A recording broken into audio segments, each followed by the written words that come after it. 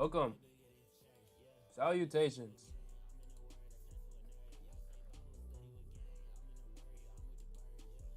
I can download it to my PC. Okay.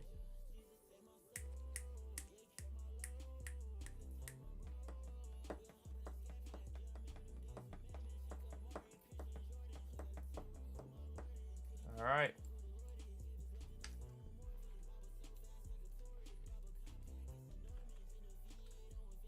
So, steps.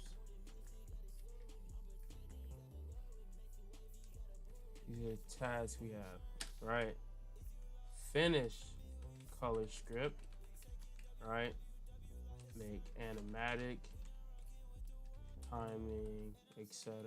Right.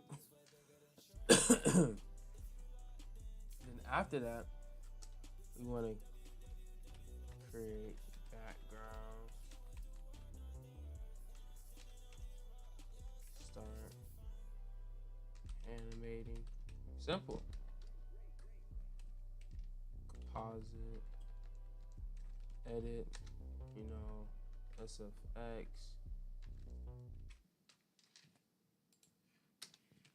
Touch ups. Don't worry about it. That's it.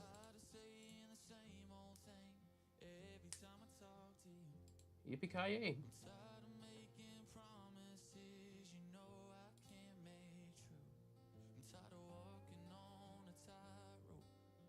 Come on. I'm gonna put it right around here somewhere. Yes, now I have FL Studio. So, I'm gonna be honest with y'all.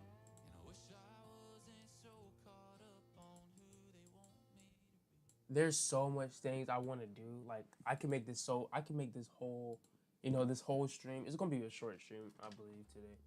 Today may be short.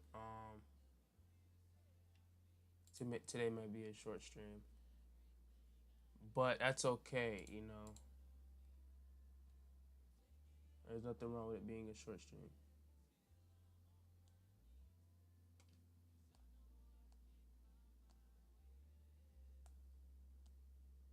I can't fall.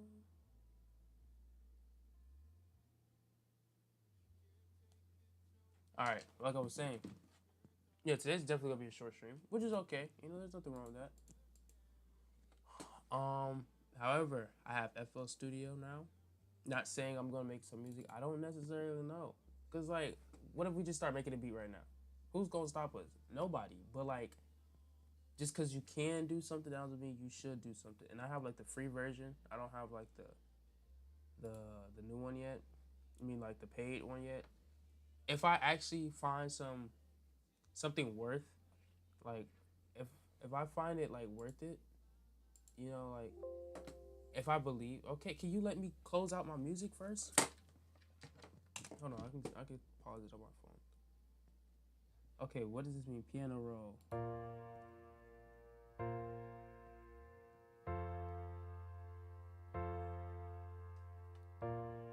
Okay, okay, real quick, real quick. I know, whoever might join in, and they be like, oh, I want to see some animating, and they see FL Studio.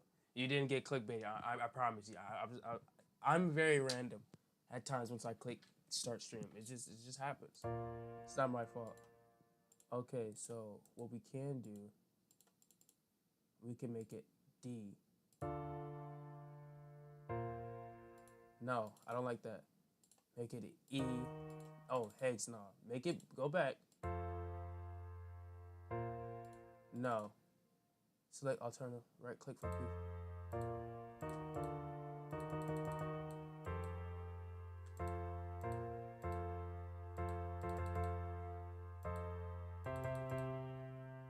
Hmm.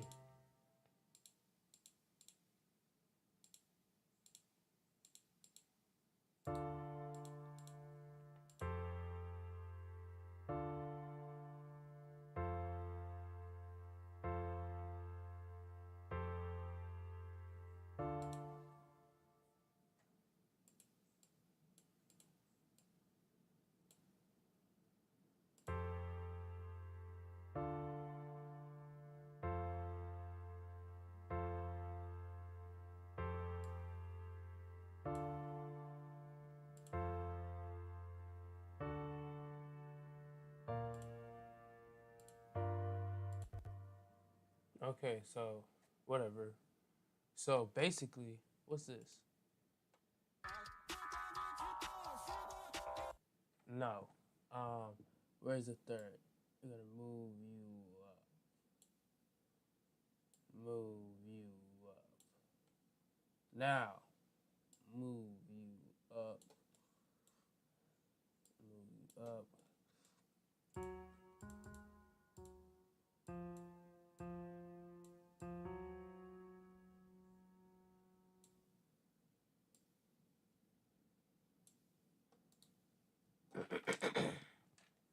Let's see. Let's see what I did. Let's see what the masterpiece is. Uh, that's play. Play button.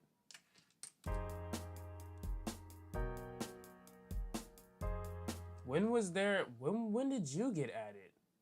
I didn't know we had a whole what's the name going on.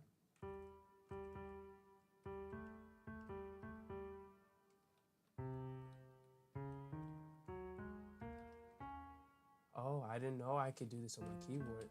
Oh my, no wonder. Okay, let's get rid of this.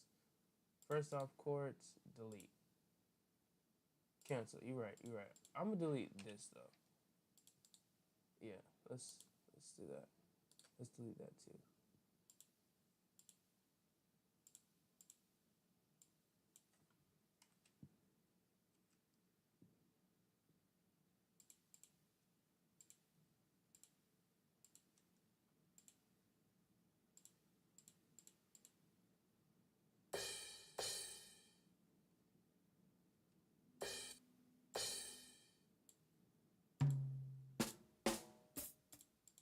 Okay, okay, okay. We obviously don't know what we're doing. Let's stick to animating. Something we know what we're doing. You know.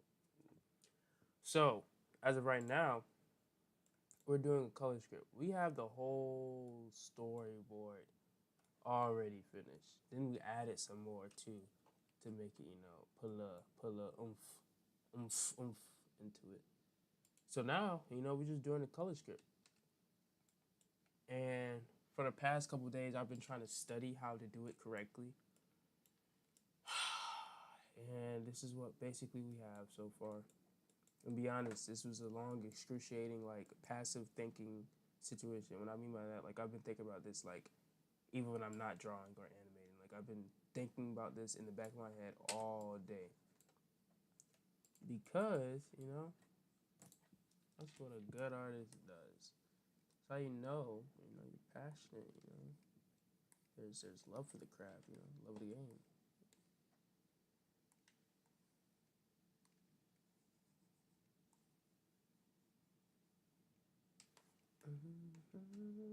Now the thing is, the color scripts are pretty easy. Like cause like I know what I want, so it's pretty easy to like map it out. The only thing is just I have a lot of things to color. See, I'm basically halfway done now, but I would like to finish this today, so I can have more time tomorrow to get it going.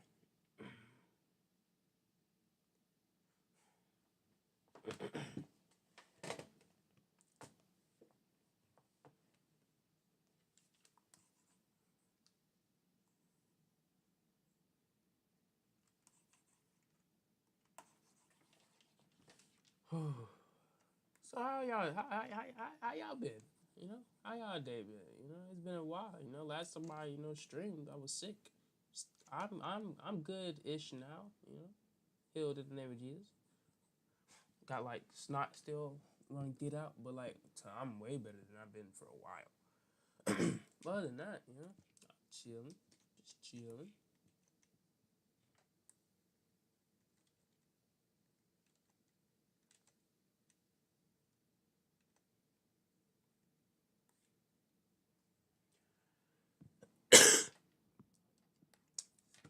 Got a little cough, little blow nose here and now, here every now and then. But overall, we're chilling. Boom boom boom boom boom boom boom boom boom boom boom. Mr. Turtle. Didn't I color him? Yeah, I colored him. Boom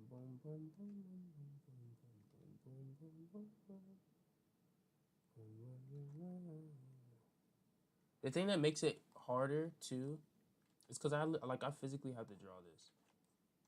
Like I see some people when they do this, they have like a lasso tool where they can basically just color it in, and they're good. Like I'm like, bro, that is so helpful.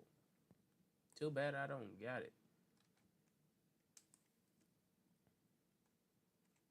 It's such an advantage because you could just like they're basically just doing what I'm doing right now, but they're doing it so easy because they're just outlining it, and then boom, done, and they can move on to the next thing. Now, what I've been doing, in my off time and stuff like that, when I'm not doing this, I've basically been like studying color scripts because like I wouldn't say I got a gist of it yet. Like I'm still learning, of course. I feel like there's some things I've learned and some things I can apply next time. Because I feel like it varies. Like the black and white thing, I feel like it varies depending on who you are. Like I believe if I was depending on your style, that's not who you are. Depending on your style.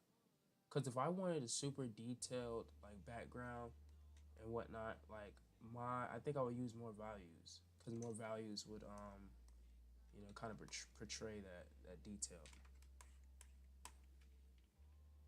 But if I wanted to go really simplistic, like it would have less values. That's what I'm thinking because like there's like so many like I've seen what her name is KD Sketch. She was doing one. I seen her stream and like that's what really helped me because like I was really stuck at one point. Watched her stream and like at one point she was doing a color script. And I basically copied her whole entire setup. I'm so serious. Like whole entire setup from the colors that she used and everything. I copied everything. Yep, sure did. I do not care. I'm fine with admitting that. I didn't know what I was doing, and I seen it finally firsthand how somebody was operating by it, and I was like, you know what? I've been looking for this for all day, and I finally found it like in the middle of the night before I fell asleep. Like I was watching videos on it, and I was like, oh yes, and thank the Lord,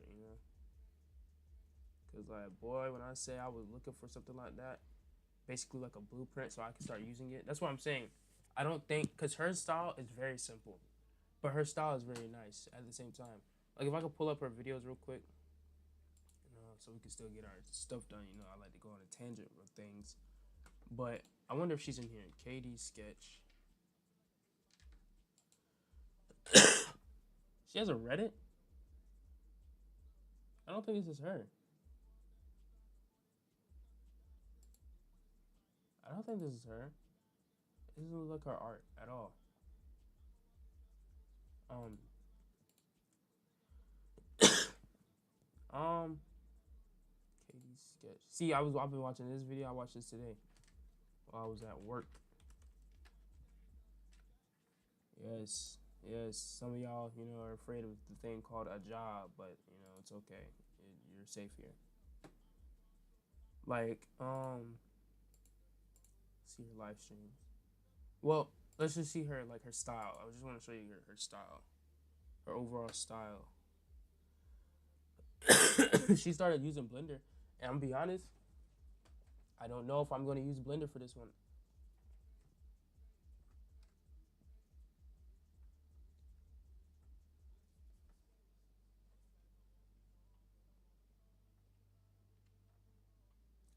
I'm trying to find a video for her, like her actual videos. I'm be honest.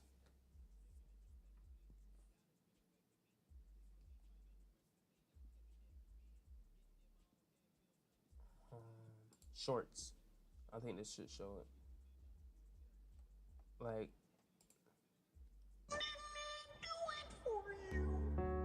her style is very simplistic when it comes to her backgrounds and like her characters.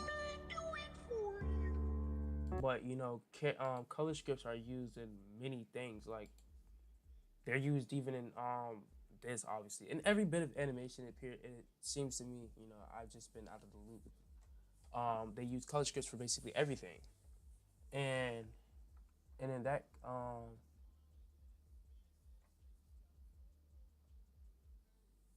What was I gonna say? I got lost track. Basically, um, I just believe depending on your style, you will put more detail into it. Cause people color like this, like they actually like when they draw, when they do a painting, they'll do this and then they'll put color on top of it, and then it'll give a certain look to it. But the lighting and everything will be correct and stuff like that, or it's just a certain type of way of an extra step that can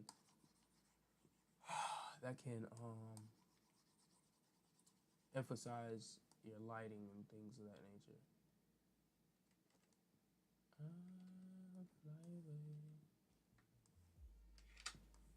Just make sure you could tell this is who this is. I'm gonna be honest. The thing that I'm looking forward to is getting this done. I'm gonna be honest. The color script is like the part that I feel like um, I could improve out a lot on, and I think this is what's gonna actually hold me back from doing. Not hold me back, but like I feel like this is the only thing that's gonna like once I learn it, it's gonna like really improve my art. In the terms of like background colors and stuff like colors in general, like it'll really just help because one thing I like is the like I'm someone that could always appreciate a good looking um piece of art in general. Um Especially like in shows and movies. So like for what I try to do, like what I do, as in like making my little short animations and stuff. This one might be the longest one, by the way. Like I said that about the bound edit, the bound one I did, which was true. It was one of the longest one I've done, but it was only like 2 minutes and like 2 minutes and 33 or 2 minutes and 55, something around there, which is not bad compared to my other animations. My other animations has been like a minute long and probably shorter than that. Maybe a minute on the dot, like 59 seconds. Forget 60. But I don't think there's anything wrong with that necessarily. But I feel like I'm getting all over the place again, and I'm losing track of what I was talking about initially. That's what I feel. Um, I feel like this is something. That's what I feel. Um, that'll really bring out my art. By doing this step, I feel like I can really take it to another level. And because I'm not necessarily where I want to be at in terms of the color scripting and stuff like that, because I feel like more detail is needed in general. Like I'm still using stick figures for this, and although it's okay for a storyboard to have stick figures, I believe it's better to have a more detailed look. It could be like loose or whatnot, but I feel like a more detailed color script could really help out with like the values and stuff like that. Because if I wanted to shade on my character, then I can't really because I only have like three colors, and it might not even be accurate to what it will actually look like because of my character is not fully detailed here. Speaking of my character, do you guys want to see the boring man himself? Do you guys want to see him? I wouldn't call him boring, but there's nothing special about him to be honest. He's a definition of a throwaway character. I'm gonna be honest when it comes to like the way I drew the body, I've gotten really better at my anatomy. Look at these knees, bro. Legs and kneecaps. This area was a struggle. He has feet. Since when do you, well you see this exactly? I was just about to gas myself up, but then I noticed that he don't got toes right here. But that's okay. It's okay. It's not my fault that he doesn't have toes. Anyways, yeah. So this is really like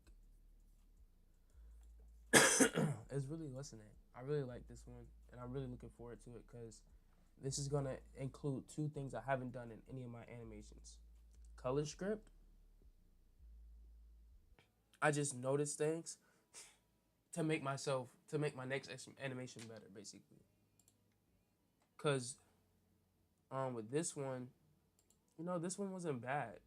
Like when it first came out, I really did like it. I still do like it. There's nothing I have nothing particularly against it or anything like that. However, there are parts and moments that are not as good. This, for example, feels like it lasts too long. This segment in general feels like it lasts too long. Like you're just staring at him for like a good, even though like his hands are cracking and the blood is dripping, which is why I added that blood drip because if it would have been really stale if it wasn't for that. But we're just sitting here for like a good 40, 50 seconds of him not moving, basically. Like the finger twitches don't really add no real thing. But this is when he finally moves.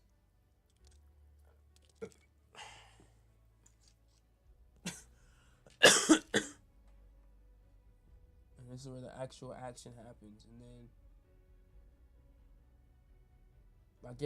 it's slow, it's like slow to start, then it gets to the drama. Not drama, but it gets to where it needs to be at. And then the stabbing. I feel like it was unnecessarily long. Like this could have been really short. That's why even though this is 2 minutes and 2 minutes and 49 seconds, I don't really see it as that. It's like this is too long, cause like this black screen, like bro.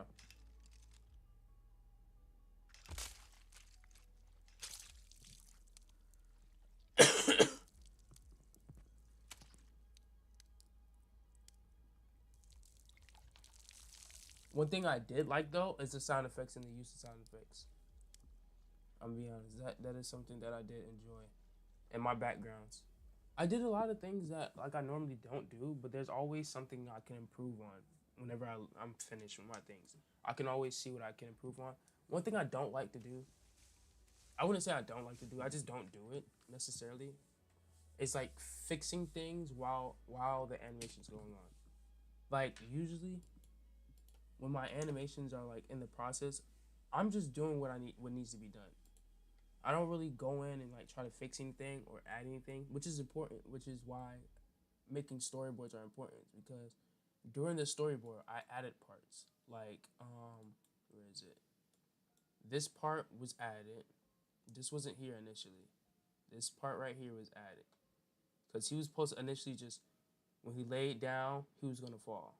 It was gonna cut here, basically, and all that was gonna happen and whatnot. Another part that was added was where is it at? No, not right here. Right here. This was added.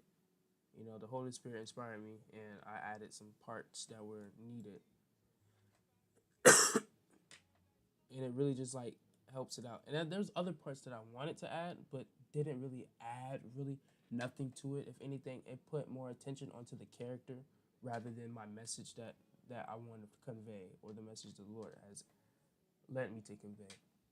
So here we are.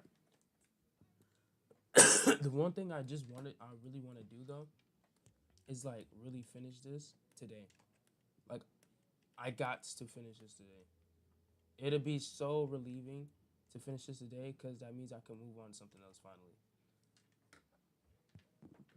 Um, but on another note, when I say one thing I also need to do in order to make my animations better, other than the whole compositing and other than adding and what I added today or like doing new things, like when I say I was doing the color script, which is new, and the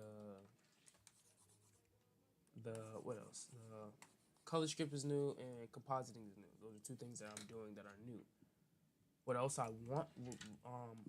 What I also want to do is get better at editing, or not editing, because I'm really good at editing. It's just the software I'm using. I'm completely new to, so I have to figure it out once more. Because trust me, I've been editing for a while. I'm not saying I'm the best editor or whatnot, but I've always been somewhat good at editing, in my opinion. It's just my edits have not been up to par lately because of CapCut's disappearance.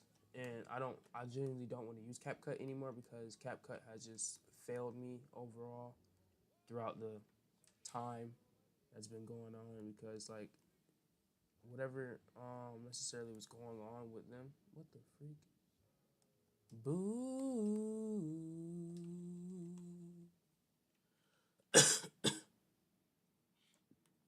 this color in, man.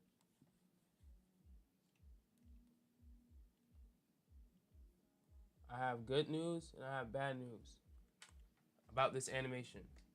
Good news is this is gonna be a banger. Bad news is this is gonna convict a lot of people, and not a lot of people gonna like that. Just saying it right now. This video is gonna convict some folks, and it's also gonna make people feel free of their sin and whatnot. They're gonna. I know a lot of people are gonna be freed or comforted by this video. Like this video is like when I say this video is completely different from what I've actually been posting so far. Like it's completely different. This is like I feel like this is what I would qualify as my first short film. This is my debut short film, I'm gonna be honest. Like this really feels like something revolutionary compared to what I've been doing. I just want to execute it completely. And I'm gonna be honest, this one, I'm gonna be honest, this might not come out. Like it's for some time. Y'all might be seeing like y'all see a color script right now. Y'all don't even see it animated. Y'all don't even see me animating. This video right here within itself may not come out in 2021. I mean not 2021. Whatever. Nah, it's definitely coming out in 2025. I mean 2026. I mean 2025. Let's see you're in. Oof. It's definitely gonna come out this year, I hope. I definitely want to get it done before September. I feel like this should be done before September is over with. If by the latest, I feel like September. If it's not going to be out by the end of September, then I don't know what to tell you. I know it's almost September. Like we're almost in September. We're like a week away. But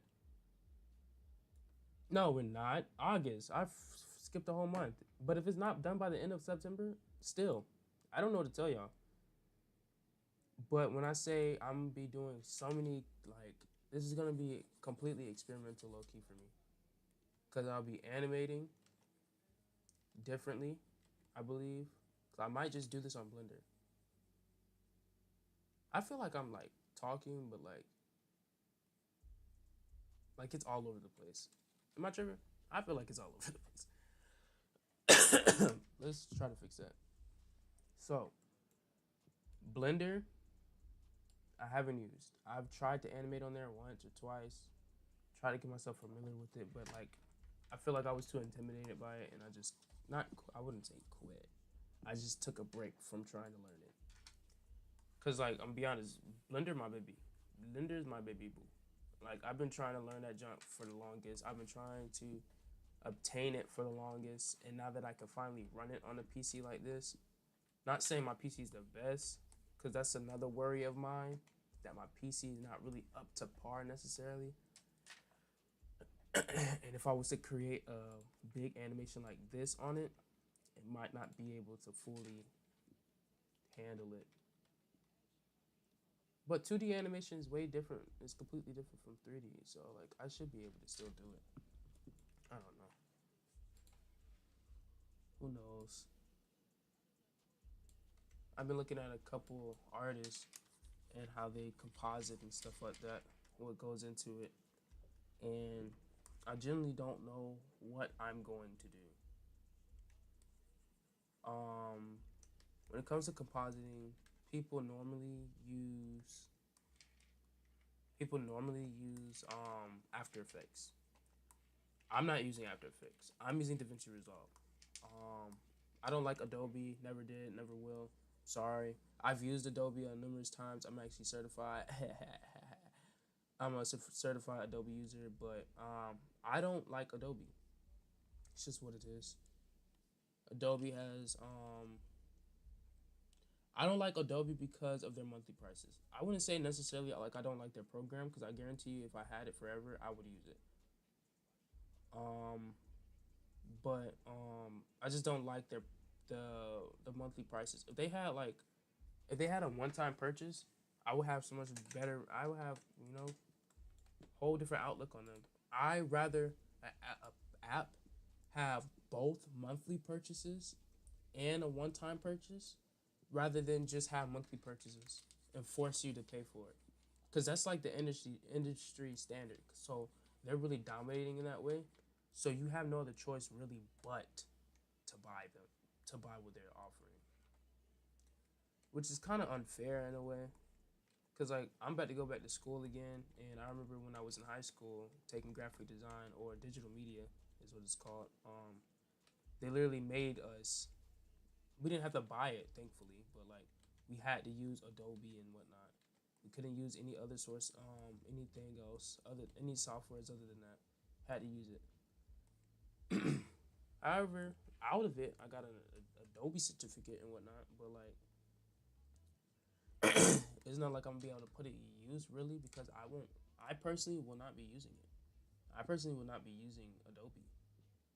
Like I might, if I ever were to, stay in that field, I might be forced to, but I necessarily don't want to have to use Adobe. That's just how it is.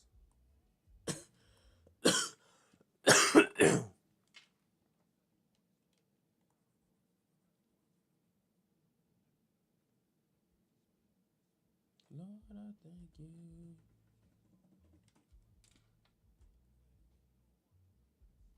Hmm. That's one, two, three, four. We're missing one. One, two, three, four, five. So keep your head up. Oh snap! Whoops. Where's he at? We're almost done, bro. We have one, two, three storyboards to finish, and then we're done.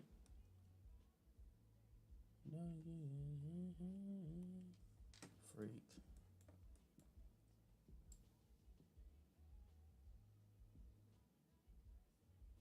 Think this is it? That's it.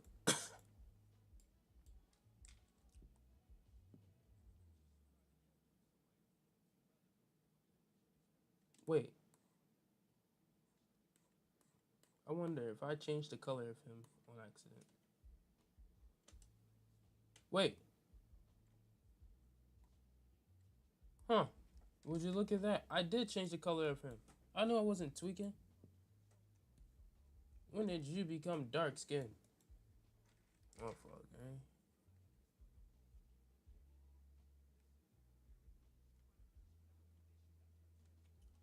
I mean, it low key fits because like the place is dark. I'm gonna keep him like this because it's dark, bro.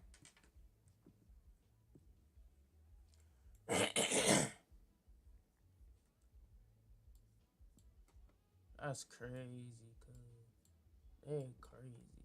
So ever since he fell down here, like he literally changed color. Like it's been consistent. Like he's been this color since he got down here. Well, I mean, it's not consistent if he changes color. Freak. Can I just freak? I can't just. I can't just. If only this was a time lapse and I could just skip ahead for y'all. I have to see this excruciating process. Okay. At least you get to hear me yap in the process, isn't that right? Yippee! Yippee! Hooray! Shout for me. Praise.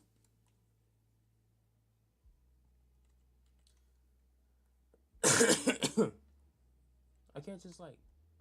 Wait. I feel like there might be an easier way to do this. There we go. Yay! Yay! Yay! Yay! Yay! Yay! Thank the Lord. Hallelujah! Hallelujah!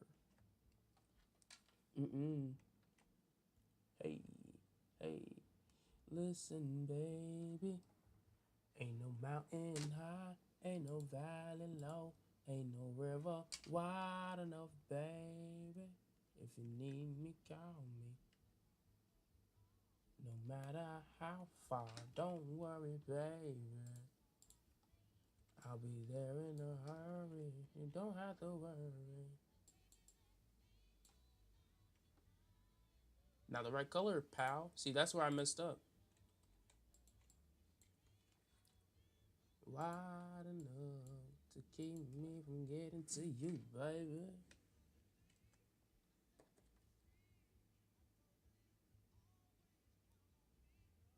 From that day on, I made a vow. Some way, somehow. I'm gonna put that thing on blast. Sometimes. What y'all know about this? Get back up, baby. Few times. Get back up. Boom, boom, boom, boom. Even if you fall a few times. Get back up. Times. Get back.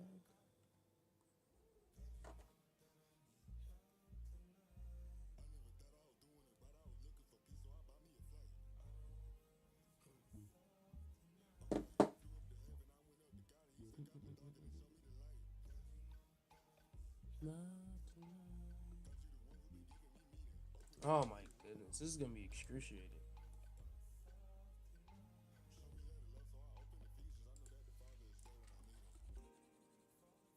Even if you fall a few times, get back up. Come on now, come on now. Get back up. Boom, boom, boom, boom, boom, boom, boom.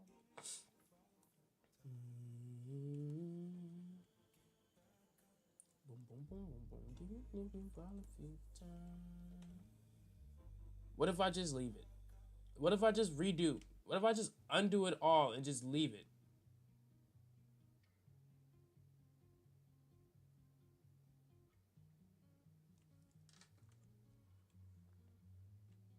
I'm leaving it.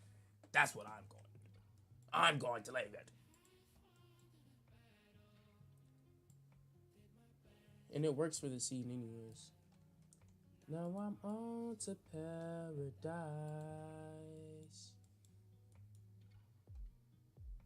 I wonder.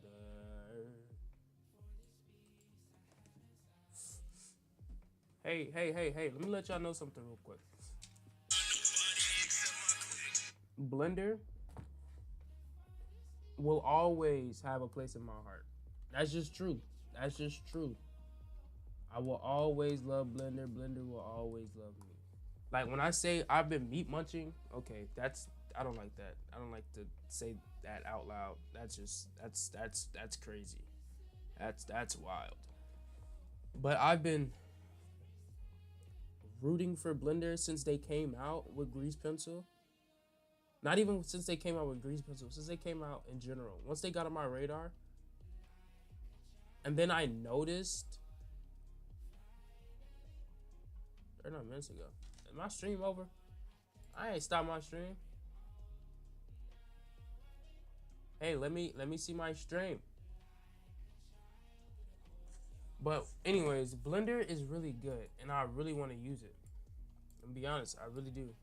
That's like the only platform that I've actually seen out of my years. Cause like I've flip flopped between a bunch of softwares.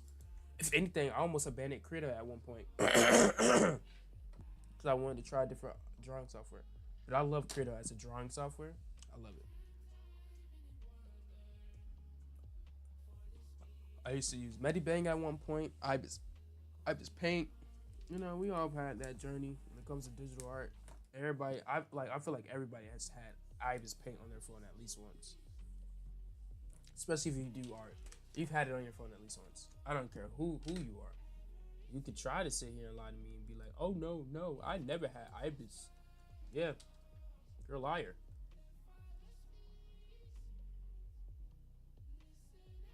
I've had Ibis since I was a kid, bro. I don't mind Ibis. Ibis was actually like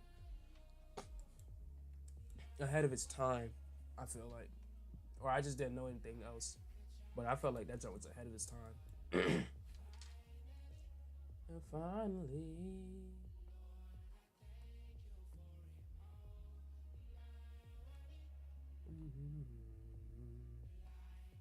I'm so confused. Why did I make the shadow that color again?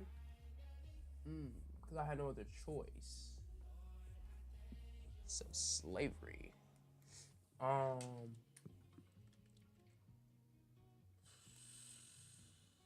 the child of the courtyard.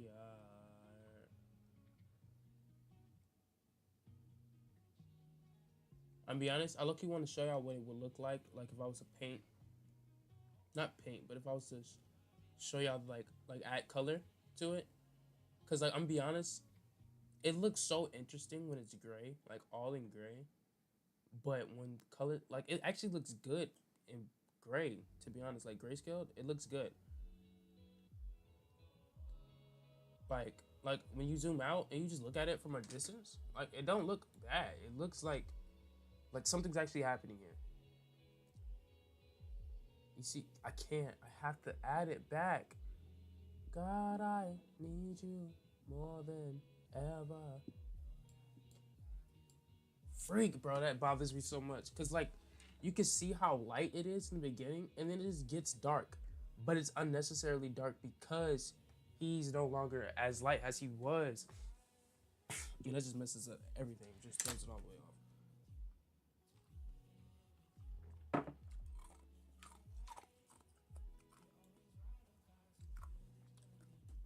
If I don't fix it, I don't fix it, man. This is a new environment. I think lighting's gonna work different here. How about that? Let's go with that excuse.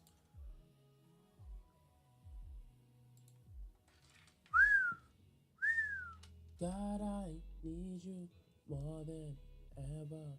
Lord, I want you more than ever. Lord, I need you more than ever.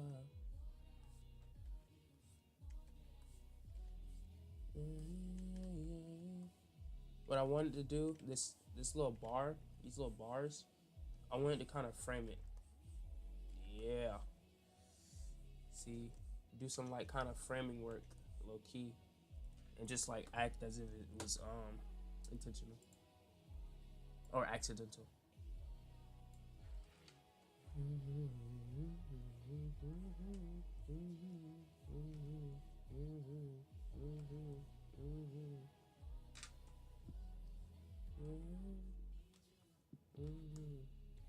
All right.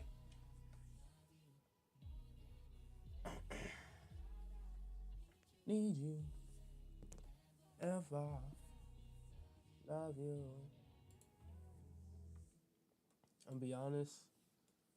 Like this gets boring. I'm be honest. This gets boring. Be honest. I'm be so honest. Like I might just go quiet real quick and just lock in. I'm gonna give y'all some music though. I'm gonna give y'all some music. We're gonna put something on in the background and we're gonna call it a day because I'm so serious when I say I'm getting bored. I am getting bored. I can't put nothing. Well, I can. I can put a YouTube video on. I was gonna put on like a show for real, but I didn't feel like it. Okay, that's over. No,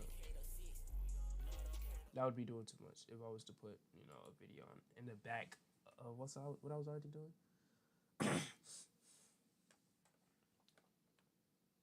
Like when I tell y'all, oh, let me show y'all something real quick. Artlist.io.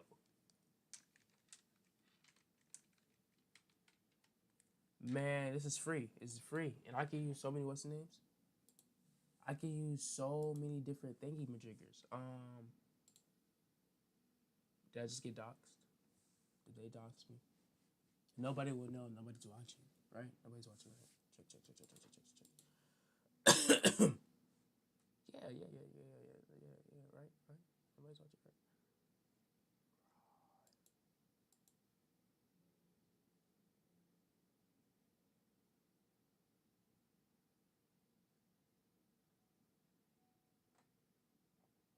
Ooh.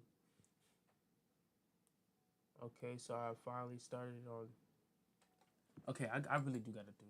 I'm gonna be honest with y'all. I gotta poop. But before I poop, I want to show y'all something real quick.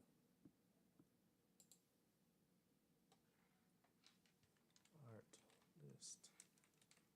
They do have a lot of like AI stuff. I don't care for that. I'm here for sound effects and sound effects alone. And they have free sound effects. Like, bro.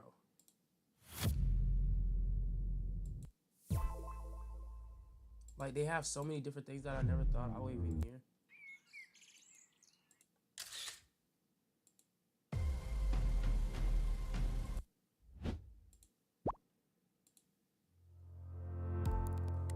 Like they got so much stuff, and like I can't wait to take advantage of it all. Like I've learned some things with compositing. I've learned like when I say I've been trying my best to like get a grasp of all these things, so that when I do animate next, like I'll really be on my A's and B's and C's and P's and Q's, bro. I really would be on my stuff for real, and that's exactly what's gonna happen. Like when I say my animations are gonna be look completely different, feel completely different. Like, bro, you're gonna taste my animations. Yeah, that's how good they gonna be. You gonna want to eat them. You ain't never hear nobody say nothing like that before, but it's true. You gonna want to eat my animations, and that's okay. But you can't eat the Bible or eat some daily bread from the Bible. That's what these are. These are stories based off of, not biblical stories, but the word of God. So, I mean, if you're hungry, go have a feast. You know, you got different variations, different seasonings. KJV, NLT, NIV. Those are just seasoning options. Just like grilled chicken, baked chicken, barbecue. It's the same thing. Different context. That's all. I'm thinking more like that. And then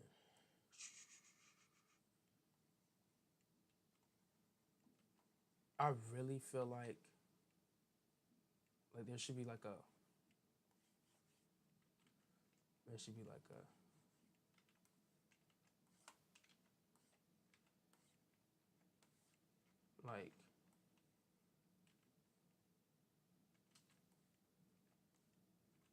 literally like light, either everything dark and light is on his eye, something like this. I want there to be focus on his face. We're almost done. We're almost. I keep saying that, but it's not true, and it's bothering me. We're not almost done. Let's see if I can get this done quicker, cause what's taking up my time mostly would be freak. What did I just do? Okay. Now if I can get that and then invert, that means I'll be coloring in here, right?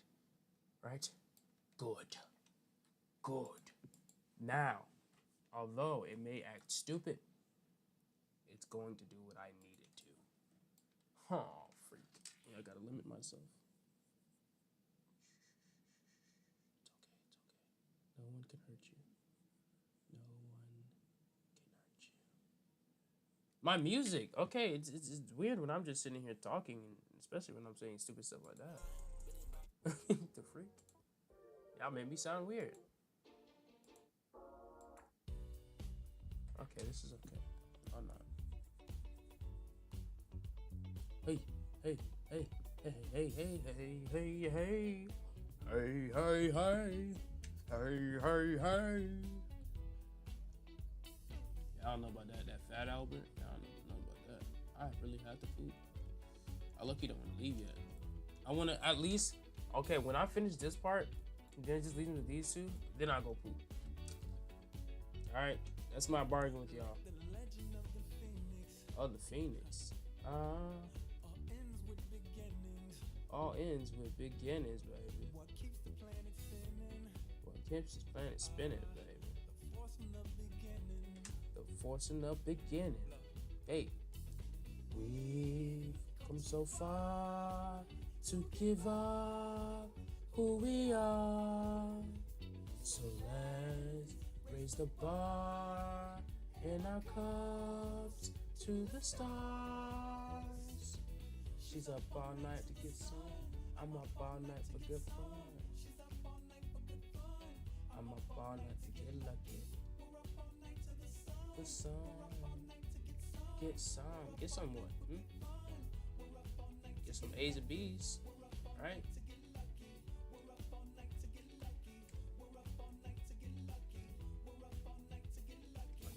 That's the problem. Like, I don't want to mess up like everything that's around me.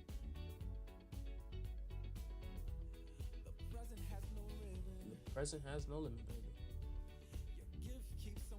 Yo, gift keeps on giving, baby. What is this I'm feeling? If you wanna leave, I'm with it. Ah, we come so far to give up who we are. So let's raise the bar.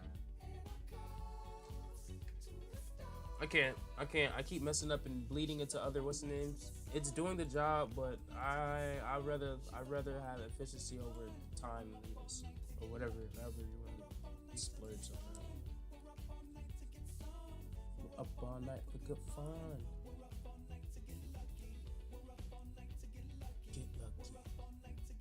Get lucky. Get lucky. Get. I like how I didn't draw him.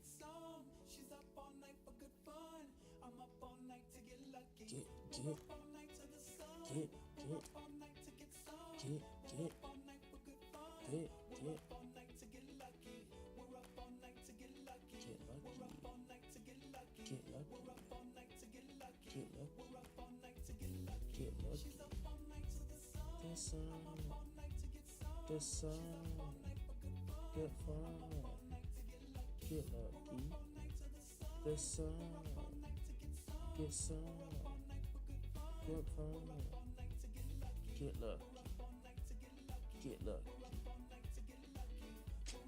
That's what we call framing, folks. What if I made it like a smile? Like it looked like a smile. Oh my goodness, that's smart. That's smart. Hold on.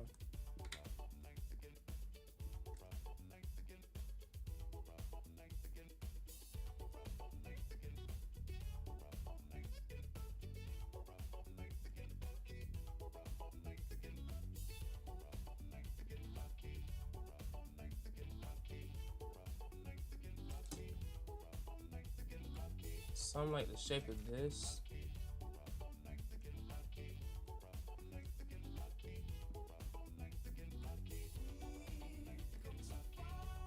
Cause like it was like an open mouth.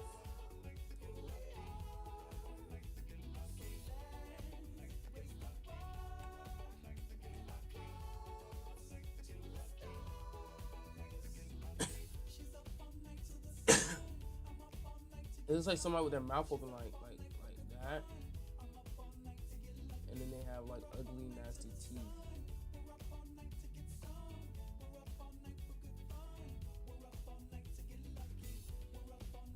I like how it looks already. I'll just leave that there and then like take this and make it look like a wicked smile, like with the nasty looking teeth. I think it'll work. Okay, on second thought, you know how I said when I finish this one, I can do it. I can make it. At least this line, I can make it. It's like it's getting rough. It's getting rough.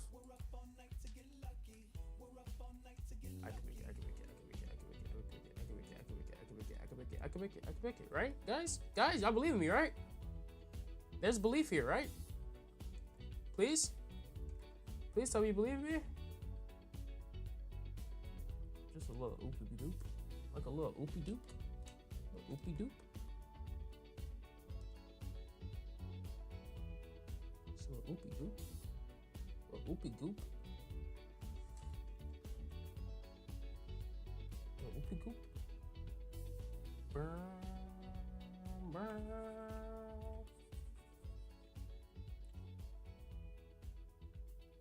Look, oopie goop.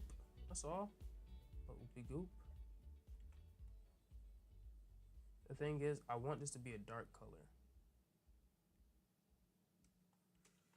That's why I say I need more values or whatnot. Because I don't think... Because, like, the thing is, with her, the thing that was Stormy, Katie's sketch, she used consistency.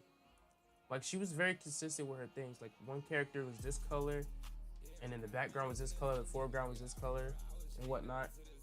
But I'm not doing that. Like, I'm doing that in a sense, but, like, it's not consistent across all boards. You know, like this is like my lightest thing. So sometimes when the lighting is light, when lighting is needed, I'll put that.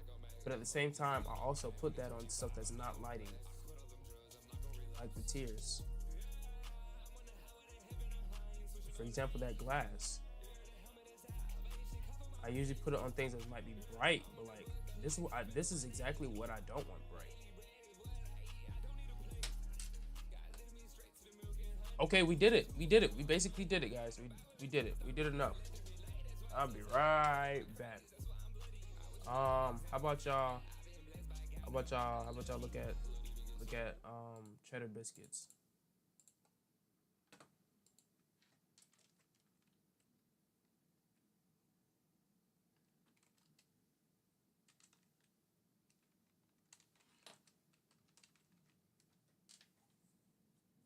Let's see if they have a video of like a long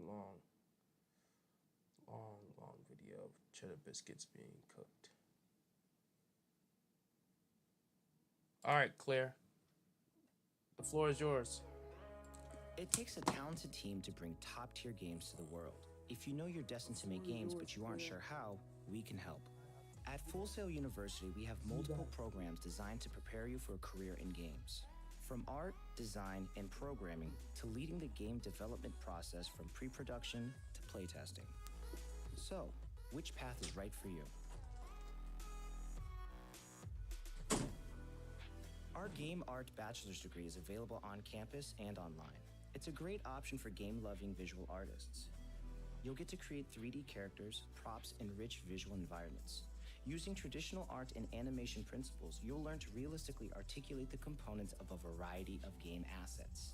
And you'll build levels with texture and light that will draw players into the game world. If you look under the hood of any of your favorite games, you'll find lines and lines of code. None of it would be possible without talented developers and engine builders. If this sounds like you, you can get your start right here on the Full Sail University campus in our Game Development Bachelor's program. You'll learn the programming skills and theory needed to take a game from pre-production to finished product. Using programming languages, you'll solve simple problems and apply these skills to later project courses. This program covers techniques for creating realistic simulations and intricate AI opponents. You'll dive into courses in game architecture, systems programming, engine development, and more. By the end of your program, you'll focus your skills on a complete playable game that you'll design, develop, and produce from start to finish. Great games are born from great ideas. If you have ideas for games, how do you turn them into something you can put in front of real players? The Interactive Technology Bachelor's Program with a game design concentration is offered on campus and online. This program seeks to give aspiring game designers the skills they need to test their ideas and turn the best ones into compelling games. You'll learn how to prototype your concept design with scripting, so you can determine if it'll be engaging for players. You'll explore mechanics that you can use to pace and structure a game through its level and systems designs. Once you complete a basic version of your game, you'll gain data from playtesting that will help you make it even better. If you're ready to take your game creation skills to the next level, we offer the Game Design Master's degree on our campus. In this program, you'll hone your abilities in user experience research, production, and design. Along with your courses, you'll apply to intern in a capstone track that'll allow you to focus on your chosen area of expertise. That could mean working in one of our internal game studios in a variety of development roles, guiding participants in the UX lab and reporting on data collected from them, or collaborating with undergraduate students in the game and simulation programs as a producer.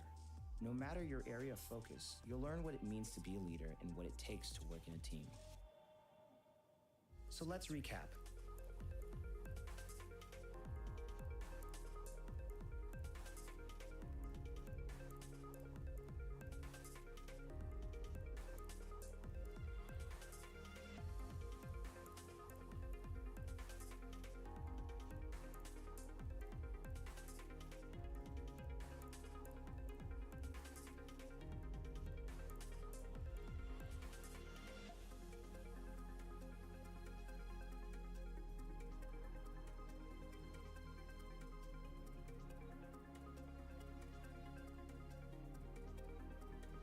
Whatever program you choose, we can't wait to help you take the next step in your gaming journey. Visit us at fullsail.edu/games to learn more.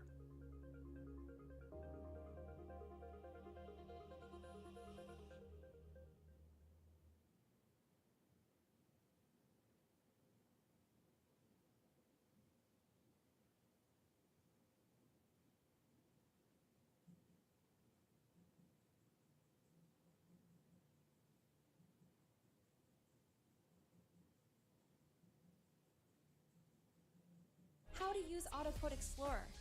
First, start a quote. Then, compare rates from us and our competitors.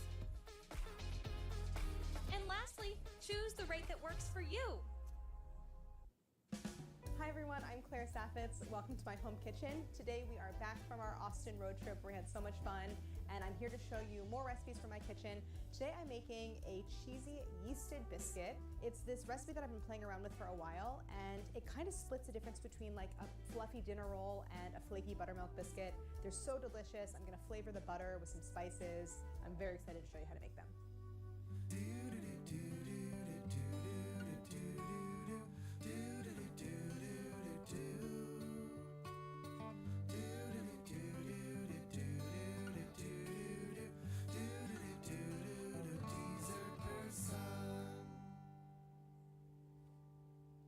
There are a million different kinds of biscuits, and there is actually a particular style of biscuit that is yeast raised rather than like baking soda or baking powder. So they're called angel biscuits. This is kind of a variation on an angel biscuit, but I'm gonna do an extra step where I do something called laminating. And basically it's a technique where I incorporate butter in a big block and roll it out and fold it, and it creates all of these even layers separated by like thin sheets of butter. So if you've seen like our puff pastry episode, same technique. And so they're so buttery, but also like really light and airy and so delicious. So the ingredients, and these are cheesy biscuits. So I'm incorporating grated cheese into the dough itself. So I'm starting with all-purpose flour. I have a stick and a half of butter. Some of it's cut into pieces because that goes into the dough. The stick of butter is used for lamination. Some sugar, kosher salt, instant yeast, a mixture of spices, dried dill, cayenne, onion powder, 1 clove of fresh garlic, 7 ounces of sharp cheddar, and buttermilk. In terms of special equipment, I do everything by hand. You'll just need like a rolling pin, a bench scraper, a box grater, like super basic stuff that I'm sure you already have at home. Before I get into the recipe, I want to thank our friends at Kerrygold for sponsoring this episode. As you know, Kerrygold are the makers of superior butter and cheese products. All of their products are made from milk from Irish grass-fed cows raised on small family farms. I love using all Kerrygold products, not only for the superior flavor, but also because they're free of preservatives. And I especially love the reserve cheddar, which is aged for 2 years. It's like extremely sharp, but also creamy and smooth, and it's just gonna be so good in my cheesy cheddar biscuits. And of course, the butter, both unsalted and salted, is a staple in our house. I use the butter in all of my baking to make like incredibly buttery, delicious baked goods like croissants, pie dough, these biscuits, anything where I want a really pronounced butter flavor. And I'm also gonna use the reserve cheddar. They make an entire cheese line. I love the cheddar because it's sort of delightfully sharp, but still smooth and creamy. It ages for 2 years. Also made from the milk from grass-fed Irish cows. Kerrygold products are a home run all around. You can find the products in most major grocery stores, but also check out the website below for more info. And now I'm gonna get back into the recipe. So the first step in making the biscuit recipe is to bring together the dough. It's really, really straightforward and easy. I'm starting with 3 cups of all-purpose flour. I'm adding a couple of tablespoons of sugar. The sugar doesn't make it sweet. It's just there to like bring out the flavor of the other ingredients and also encourage browning so they get like really toasty and golden in the oven. Kosher salt, 2 teaspoons. I'm using Diamond Crystal. And if you're using Morton at home, Morton is denser, so use like about half that. Then I'm gonna add my yeast. This is instant yeast. It's 1.5 teaspoons. Often, like I go back and forth between instant yeast and active dry in my recipes. A lot of it is just like what I have at home. You could use active dry. You would just want to dissolve it in like 2 tablespoons of warm water first, but instant yeast I like because you can just add it directly to your dry ingredients. When life calls for more, Mazda answers. With more adventure, more grip, and confidence. The Mazda CX-50, assembled in America, and the Mazda CX-5. Discover more at the Mazda Summer Sales Event. Current inventory remains unaffected by new tariffs. Take it advantage of one of these exceptional offers during the More to Move You sales event.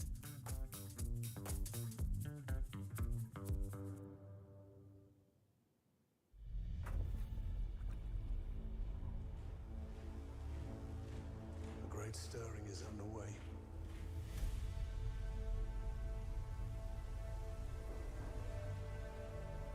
War is inevitable.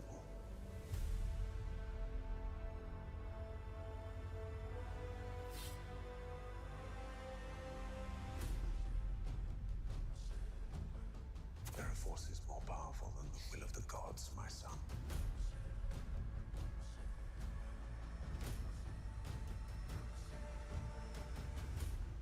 Brace yourself, Perseus. Look, Peter, we all know that last year you did something cool. But honestly, I don't even remember what it was.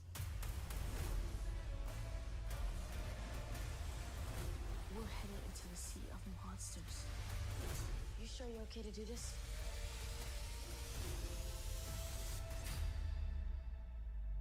Let's go do the impossible.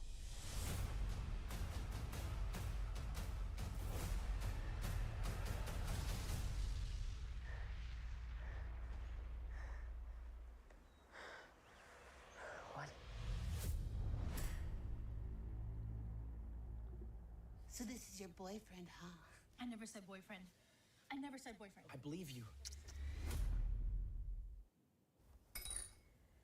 Okay, so then I'm going to add, this is a half a stick or 4 tablespoons of butter that I cut into little pieces.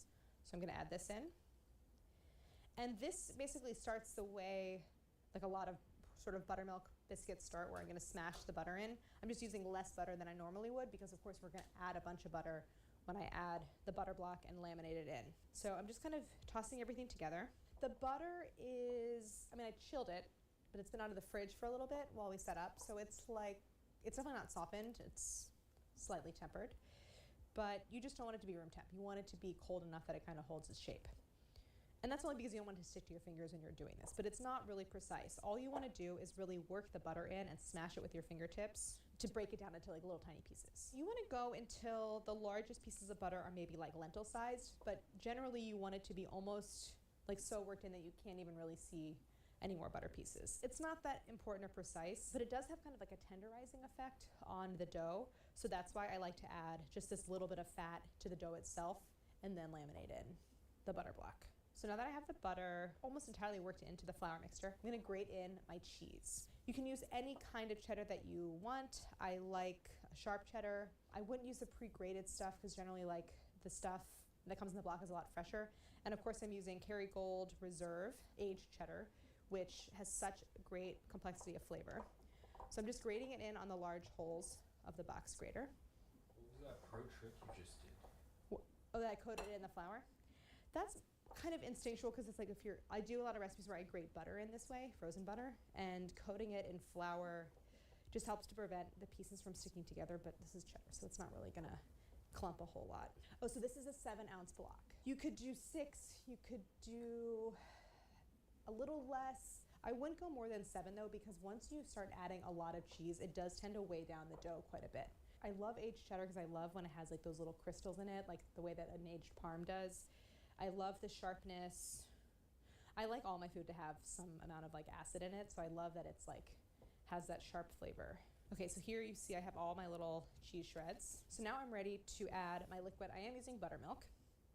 Again, because I'm trying to kind of like make this almost hybrid style of like flaky buttermilk biscuit, but yeasted, so it's also really like light and fluffy like a roll, like bread. So I'm just tossing through all of that cheese. So I'm gonna make a little bit of a well in the center. You want your buttermilk to be room temp.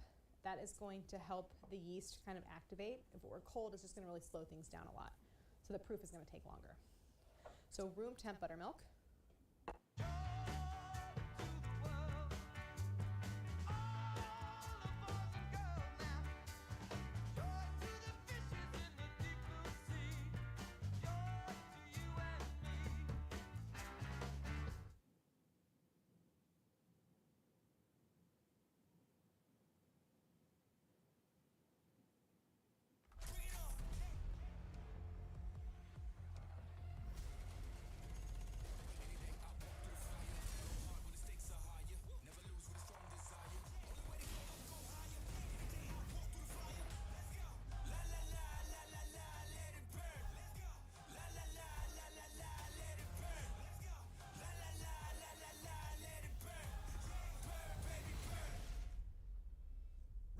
C checks get free access now. And actually, commercial yeast like this likes a slightly acidic environment, so the buttermilk and the yeast go well together. So now I'm gonna braid together the dough. Anytime I have like liquid like this and flour, I like to use any kind of tool like a spatula or a bowl scraper like this to help me bring it together, because as soon as your hands hit the liquid and then hit the flour, they become coated and sticky. So it's just easier to bring this together like this. You could put it in a stand mixer, but it's so easy and like you don't really need to work it. So I think it's just better to do it all by hand. So in the bowl, I want to just mix it until all of the buttermilk is absorbed, but it's going to be really uneven in texture with some really wet spots and some dry spots. But as soon as it forms kind of a shaggy dough, I'm going to turn it out onto my work surface. You can see like the wet spots and all that, those dry little floury bits. So I want to get everything out. And now I'm just going to continue to work this on the surface, kind of folding it, kneading it, and bringing it together. The goal here, I'm not trying to like develop gluten the way that I would if I were making like a bread recipe. I just want to work it until all the flour is evenly hydrated and I have like a pretty evenly mixed dough. So make sure you're incorporating all those little dry bits. And what you're looking for is the flour to be completely hydrated. So it will be a little bit sticky in places, but firm enough basically. It'll feel like dough. So that's it. That's all I really need to work it. You can use a scraper to clean off your hands. And then just kind of form it into a ball. So now we're ready to let the dough do its first rise. So I'm going to put this back into the mixing bowl that I used for putting it together. I'm going to just clean it out a little bit, cover it, set it out at room temp. We're going to wait until it's like between 50% and 100% expanded in size. While we're waiting for the dough to rise, I'm going to put together my seasoned butter. I keep referring to the process of lamination and calling it a butter block, but I'm not actually going to incorporate the butter in a block the way that you would if you were making like traditional croissants or puff pastry. I'm going to kind of like spread it onto the dough. It's just easier, like a little more low-key, more appropriate for a biscuit recipe like this. But I thought, why not take the opportunity to season it and like increase the amount of flavor in the biscuits? And while you could add a lot of these ingredients to the dough, something very specific happens, which is the spices that I'm gonna add and the garlic kind of like sizzle and fry in the butter as it's baking in the oven. And so it just like creates more of that flavor that I want. So I have 1 stick of butter, 4 ounces. I'm gonna add a couple of dried spices. I have some onion powder, some cayenne, and some dried dill, which is something I really like. I'm kind of going for the flavors of like ranch. Did you hear the news? Now at Boost Mobile, we're offering unlimited talk, text, and data for only $25 a month, even for a single line, forever. Forever? Yes, forever. Para toda la vida. Toda la vida. Tirando amor por todos lados. Toda la vida. Toda la vida. Ajá, toda la vida.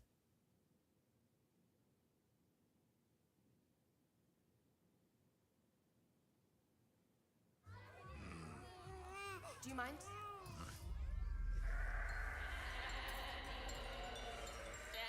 Danny. More parents choose the new Huggy Snug and Dry Softness. It's gonna go so well with the cheddar and like the buttermilk flavor and that kind of tanginess. So that's gonna go in. Then I have a garlic clove. I love raw garlic flavor. Harris and I were just talking about how it's kind of like the key to everything. So I'm gonna do some raw garlic in here. And it kind of half cooks in the oven, but it still retains a little bit of that sharpness of raw. So I really like it. I just don't need the whole thing. If you have a small clove, you can do the whole thing. This is more like medium large. That is gonna go in.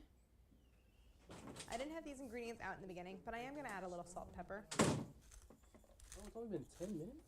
Now I just wanna work Oh, 10 this. minutes? The butter is room temp, so Yeah, I it's feel like really it. soft and spreadable.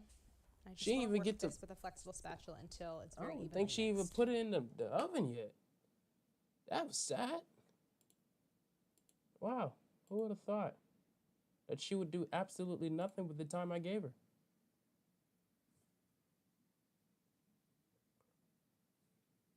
It says girlfriend and there's a Bible in his hand. I'm confused. What's the context here?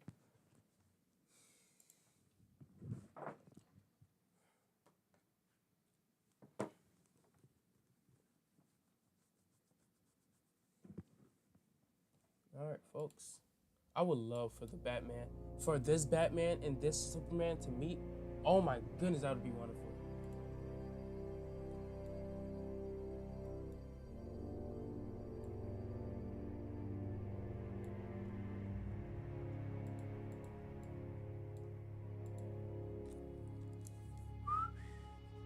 So, did y'all miss me? You know, I was pooping for like 10 minutes.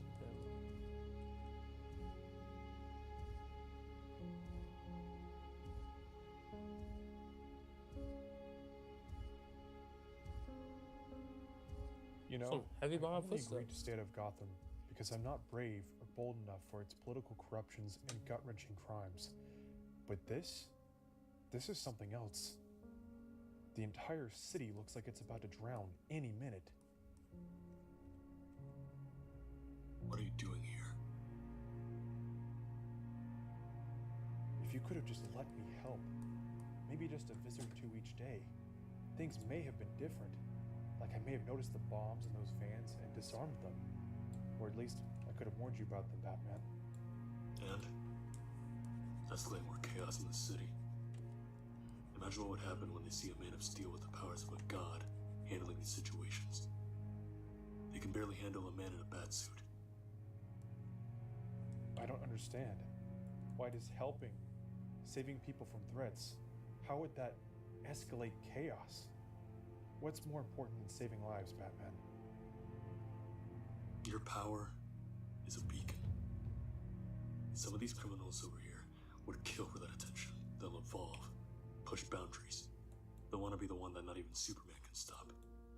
I know I can call you and you'll be here in just an instant, but the cost is too high. You're talking like I don't face that problem every day. It doesn't matter if it's Metropolis, Bloodhaven, or Gotham. All the bad guys are the same, right? And you just proved me right. I know you. The moment you see an innocent person in front of a gun's barrel, you'll jump right in front of that bullet without a second thought. Thanks? No, that's the thing. You're too direct. Something I used to be about a year ago. This city is something else. Its criminal element is unique. Decades of corruption, powerful figures playing on both sides. Here, you get a criminal arrested in the morning. He'll be back on the streets by the afternoon, and at night, right back into crime. You Yeah, lost someone. they're like crime addicts. This much of understanding, dedication, and drive can only come out of vengeance. Now I get it. Why they call you that. Not anymore. Vengeance doesn't change the past. Not mine, or anyone else's. People of Gotham need more than vengeance to endure and survive. They need hope. And for that, I have to become more. Gotham is in good hands then.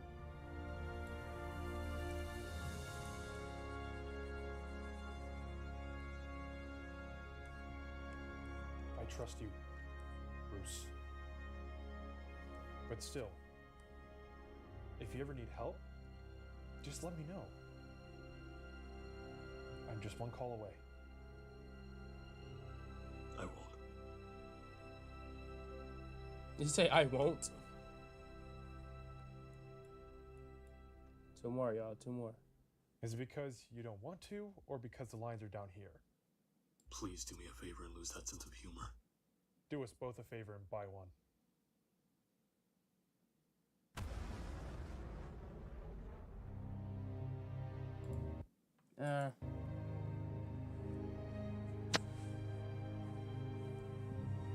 I can't wait to watch this one. Right? That's what I'm saying. This conversation, like when they were talking, it seemed like they knew each other. Or they go way back. Oh my goodness. Like it felt like they might have even known each other before the Superman movie came out. Before the Batman movie came out. Like it felt like they knew each other. And I'm not mad. I'm so serious. If James Gunn was able to do it, man, I would be Like, when I say I would enjoy it so much, I would love to see Robert Patterson. That's his name, right? Robert Patterson, Robert Peterson. I would love to see his Batman and John Kirk's. I don't think that's his name. I'm just throwing out names. Kirk Krasink? No. Superman. And James Gunn Superman, whatever his name is. What is his name? David Cornsweet. If I was to see those two together, bro, it would be beautiful. I would love that, but I feel like James Gunn is not going for that jump, bro. I feel like he really wants to make his own and literally take his own direction on it. But that sucks because that Superman movie is so good to be just to go to waste like that. Cause like for it not to be a part of the actual Superman universe would suck because like I can't see. I haven't even watched it yet, mind you, and like I can't see anything beating that. Like the visuals of that Superman movie. Wait, no, James Gunn made the Superman movie. Oh, so it's the Batman on Batman. Like, is he not willing?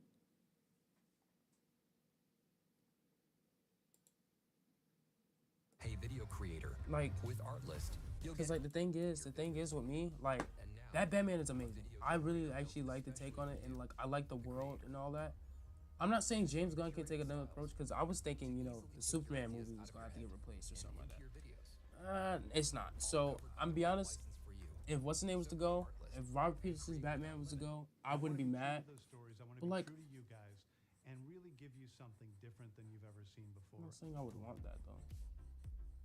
Hey, welcome back to Screen Crush. I'm Ryan Airy, and James Gunn has been making the rounds promoting his new film, Superman. In interviews with Rolling Stone and Entertainment Weekly, he talked about Batman, the firing of Henry Cavill, Zack Snyder, the downfall of Marvel, a potential Marvel-DC crossover, and why making a Batman movie is causing him a huge headache. Which makes me wonder, should they even bother putting Batman in this new universe? Which I'll talk about a little bit later. So we're going to give you all the juicy details from these interviews, and a little later I'll be joined by my friends Tommy and Colton to get their thoughts on what the new DC head had to say. But first, let's break down this interview. Also, listen to Screen Crush on all your favorite podcast platforms and shop at our merch store for great DC. Did I just see the Google Play Store? For you. We're also having a huge summer sale, 20% off. The links are below.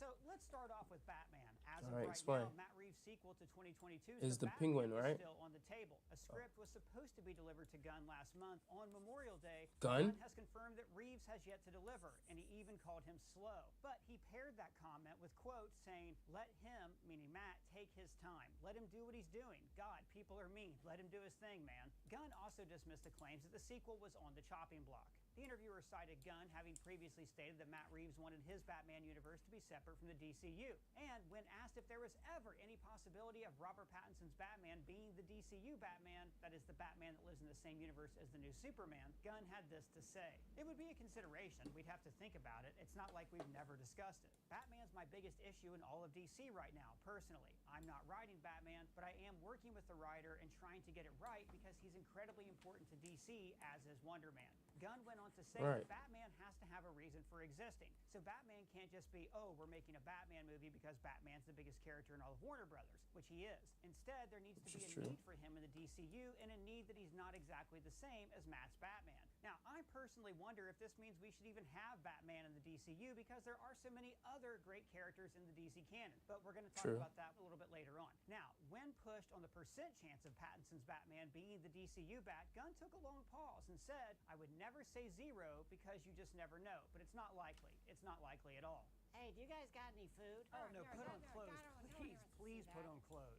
See, I had to sell my clothes because I got in real bad debt. And now I'm never going to get out. Oh, dude, I have been there. I used to be so far in debt that I could never keep Oh, my word? account above Oh, word? zero. You think you're finna give me an ad right now?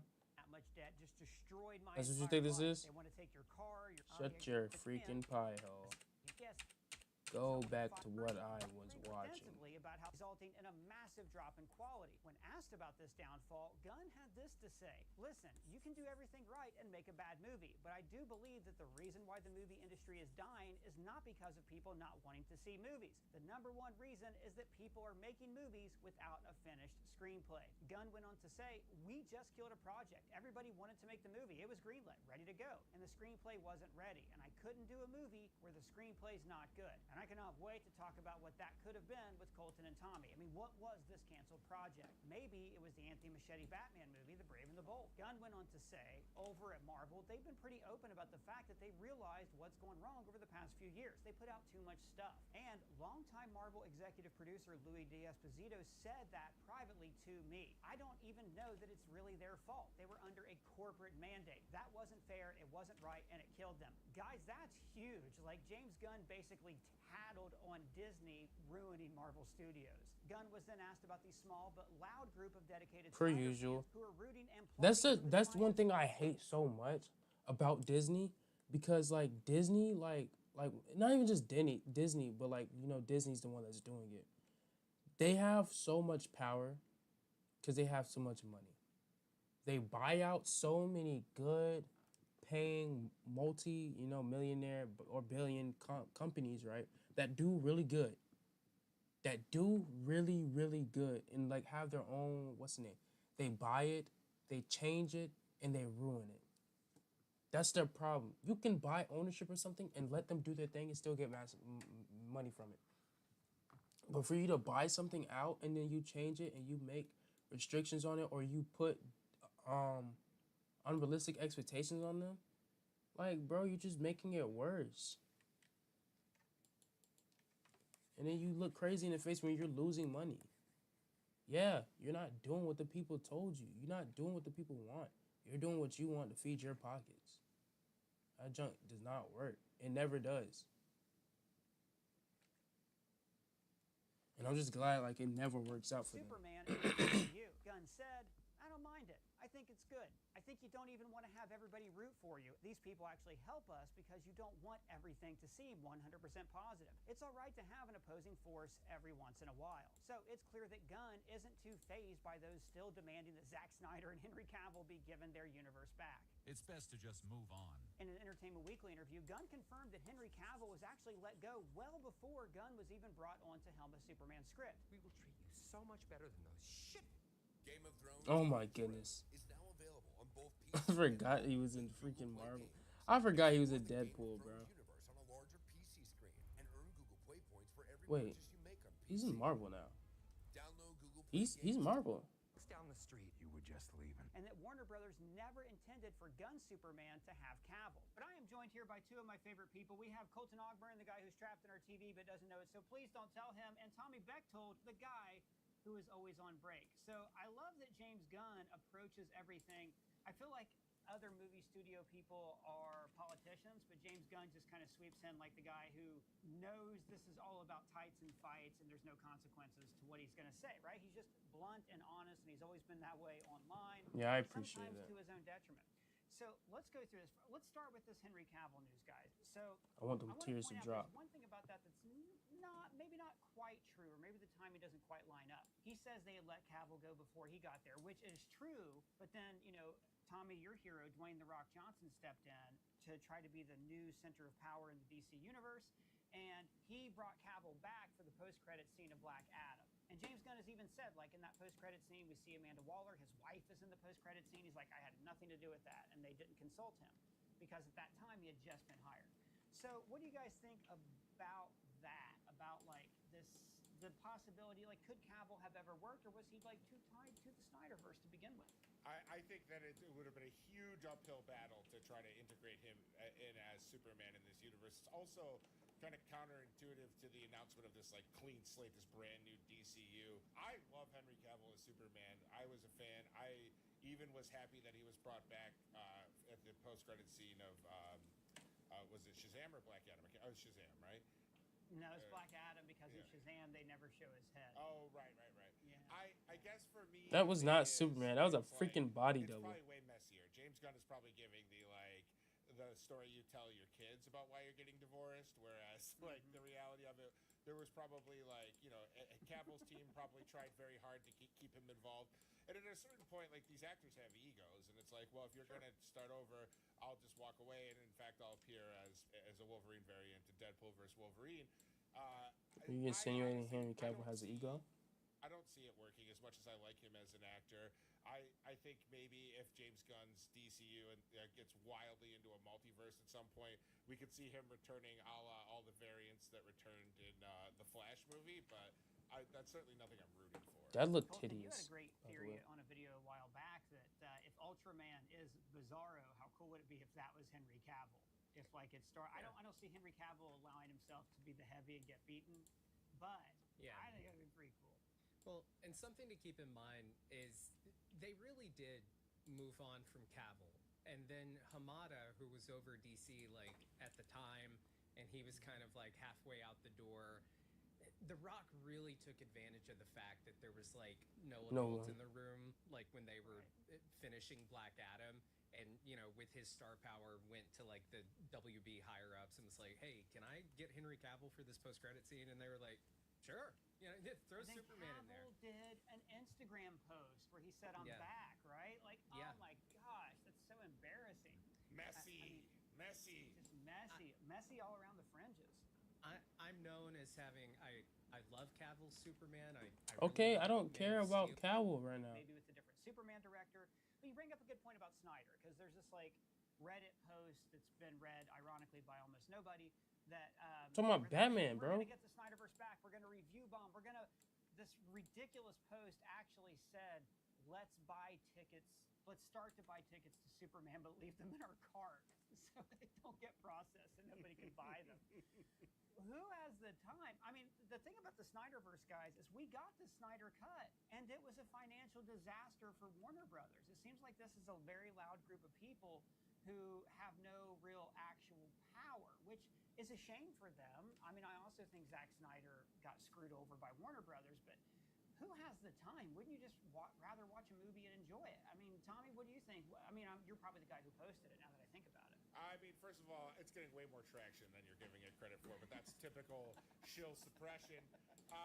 No, I mean, I think it's ridiculous. I think like these calls to action ring so hollow at a time where there are legitimate calls to action around the world for like real causes, and then they're kind of worded the same, and you can do nothing else but scoff at the immature. It's like when you're a kid and you wear a suit, right? Like you want everyone to take you seriously. You're trying to dress up like your dad, but no one's doing actual business with you. No one is doing actual business with these fans. They have no influence other than being obnoxious, and it's like it is unfortunate that the loud voices, even in small groups, get heard and amplified because we're even scoffing at it. That is, me doing that now is breathing just the slightest bit of oxygen onto it, which I don't want to do. But yeah, and it sounds to me like you had a really traumatic experience as a kid trying to sell insurance door to door or something. It was tires. I was trying to sell bike tires. I love that metaphor. You in the garage, like with your own business with desk set up. Like, my little portfolio, it's just got baseball cards in it. I'm like, we're actually, I'm pretty liquid right now. Yeah. I got a lot of them tied up in Bowman. Your main competition was Encyclopedia Brown for like the kids for the neighborhood. Well, that kid was too clever. You teamed up with Old Bookmania people. to have them killed. Okay, so for all the I don't get a Encyclopedia single Brown joke. fans who are watching That's how right old now, they are. The comment section just lit the F I up. understood it. It didn't land. I know that you're one of my favorite people when it comes to the Snyder stuff because you were able to like Man of Steel. This is your brain when you're struggling to focus, and this is your brain when you're in the zone. Hey, buddy, shut up. But not revere it with this like religious fervor that a lot of people have. You know, my opinions are well documented on the channel to the tune of millions of views. I don't think we have to go into it. I am interested though, and Colton, especially what your thoughts on this. In those interviews, James Gunn says they just axed a project that was greenlit. Now, it is possible there are projects that are greenlit we haven't heard about.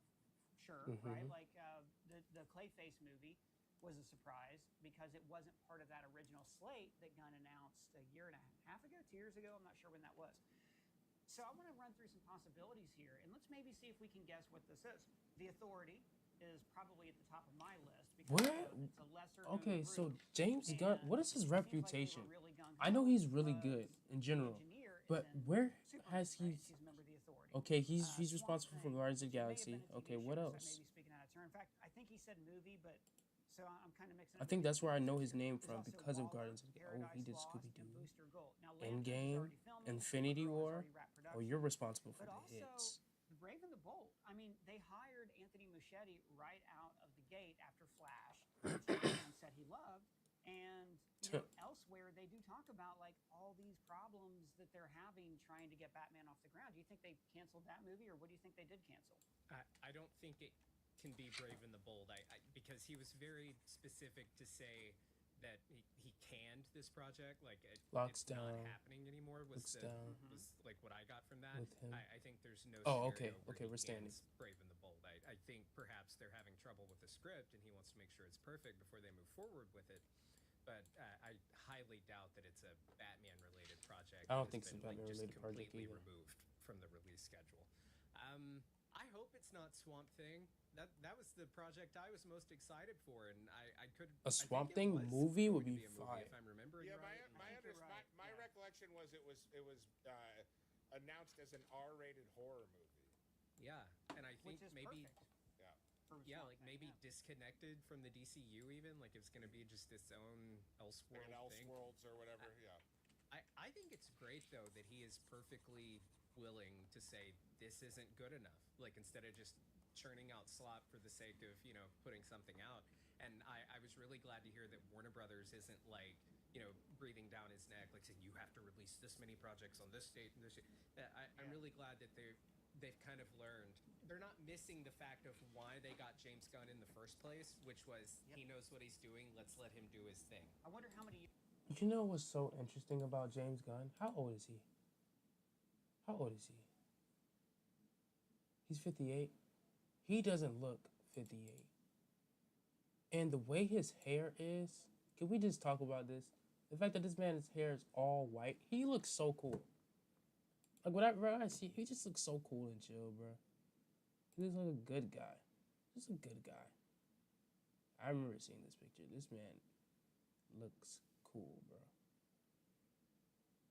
Always, like, whenever I see him, I just a warm little cuddly teddy bear. Years that's going to hold up though, because when you look at Warner Brothers, and I agree, I don't think they've canceled Brave and the Bold, but they haven't even announced who the writer is. They've just announced Muschetti's directing. I do wonder how long Warner Brothers can go with this, because David Zaslav has kind of instituted the weirdest policies there that seem so counterintuitive to creatives. For instance, right, not just canceling Westworld Season 5, but removing it from their streaming platform as a tax right, canceling Batgirl, canceling Coyote versus Acme, not to mention the litany of things behind the scenes that have finally led to Warner Brothers just dividing this up, like letting Discovery and all those places go over here and Warner Brothers go over here. It seems like that for the past 30 years, ever since the AOL merger, they haven't known what was up and what was down at that company.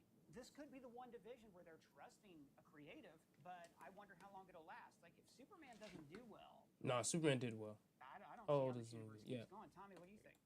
I think we'll know a lot more in August. I think, like, we will August. see how...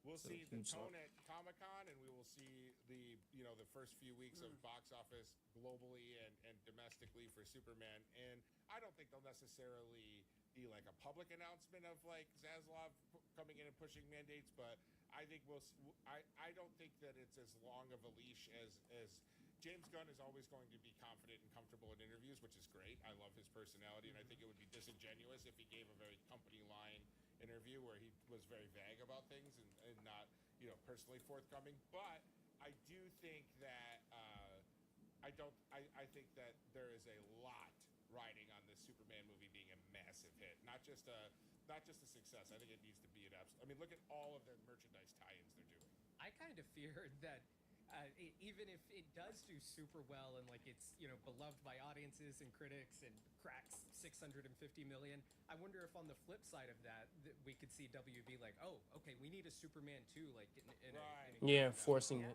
That would also be problematic. Could be. I mean, back to Swamp Thing. One thing I liked about James Gunn's initial layout, right, is he said the first phase has a theme, it's gods and monsters. very cool. And I think you see that with these first two projects released, Creature Commandos and also Superman. So Swamp Thing fits in perfectly into that theme. That's why I kind of think I think that's going to be the one that you're cutting. Maybe even that idea of the monster figure has been taken over by Clayface.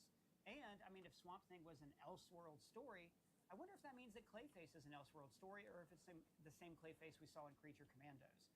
What do you guys think? Does that make it more or less like... Yo, bro, can you talk about Batman now? Like, bro. Or are you done? And even down there. Get this grown man out of my face. Talking about spraying deodorant in every nook and cranny, bro. You can keep that over there. If your balls stink, that's you. It got nothing to do with me.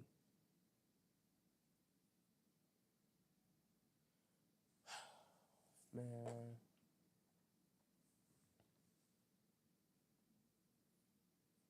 Like, I really just want to be able to use Blender.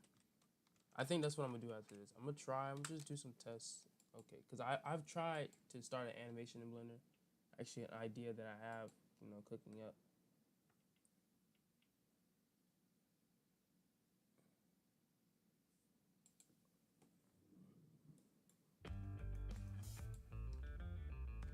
Okay, so what we're going to do is one of the most feature-packed 3D packages you can find on the internet. If you wanted, you could make a full-length cartoon movie from start to finish without ever leaving Blender. But how would you do that? Well, that's the question we're going to talk about. Let's look at all the Blender features you should know about. Let's start with the more exciting and lesser-known features before we jump to familiar ones like modeling and sculpting. Blender has a video editing workspace that is as powerful as dedicated suites like Premiere Pro. It includes audio mixing, syncing, scrubbing, scenes, masks, effects, speed control, adjustment layers, transitions, and more. Let's bring that right here so I can see. Motion tracking. Most VFX shorts start with motion tracking, which involves matching the movement of your 3D camera to the recorded footage. Blender's motion tracking system is robust, though it offers less automation. For more automated solutions, you can try FlaxTrax, a Blender add-on. That's what I like, bro. You got add-ons? What? I mean, what's names do you know Blender have can add-ons? remove a green screen background, a feature of the compositor that requires only about 3 to 4 nodes. Blender offers various color correction tools like color balance, curves adjustment, hue and saturation, masks, and previews like Luma Waveform, Chroma Vector Scope, and histogram displays. Blender has become a procedural powerhouse thanks to geometry nodes, allowing for the creation of full cities, animated crowds, unique buildings, and more. Proceduralism has fully transformed Blender into a competitive tool, rivaling industry giants like Cinema 4D, Maya, and 3ds Max, all while working with a fraction of their budget. For example, an entire city can be generated using geometry nodes in Blender. This includes buildings, cars, streets, traffic, and more, all created with a single generator.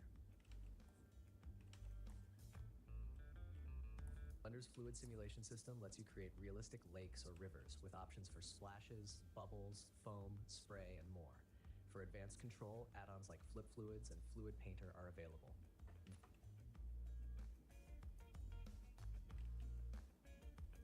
Blender supports smoke simulation and VDBs, allowing for fire explosions and more. Eevee in Blender 4.2 has been improved for better and faster volume rendering. Now you can use VDBs from Embergen directly in Blender and render them in real time with Eevee. This integration allows for realistic smoke, fire, and dust simulations within Blender, providing artists with powerful tools to create stunning visual effects. If you're interested in learning more about these simulations, consider checking out the Blender VFX course by Top Channel 1-on-1 and Grant Abbott. This course covers everything you need to know to create impressive effects in Blender, making it an excellent resource for both beginners and experienced users. Still on the topic of simulation, Blender includes a complete cloth simulation system that makes simulating wind and cloth effects straightforward. You can create simple animations like waving flags or tackle more complex tasks like simulating character clothing. While character clothes can be challenging to design and animate, there are dedicated add-ons that simplify the process. For instance, Simply Cloth comes with a comprehensive cloth library and various tools to create custom clothing. Another useful tool is Divine Cut, a new add-on that provides detailed clothing generation with starting templates. These add-ons enhance Blender's built-in capabilities, making it easier to achieve realistic and dynamic cloth simulations. Something like that. Blender includes a soft body simulation system for simulating objects like jelly or bouncing balls.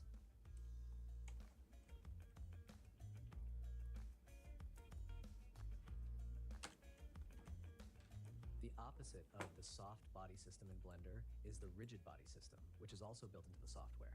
This Yo, we're done. Simulates how We're done. gravity affects objects. Look at this. 1, 2, and 3, how they 4, 5, collide 6, with 7, each other. 8. It's 2, an 4, essential 6, tool 8. for creating Let's make sure I didn't realistic miscount. physical interactions in scenes. For example, in the Blender VFX course I worked on with Grant Abbott, we used the rigid body system to model a building and then simulate its destruction, adding dust and other effects on top of the simulation.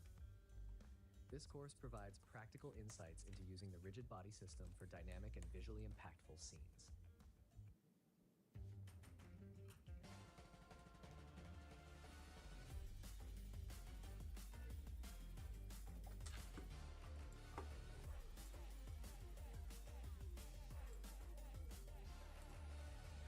Don't get mad at me, brother. Doing my job.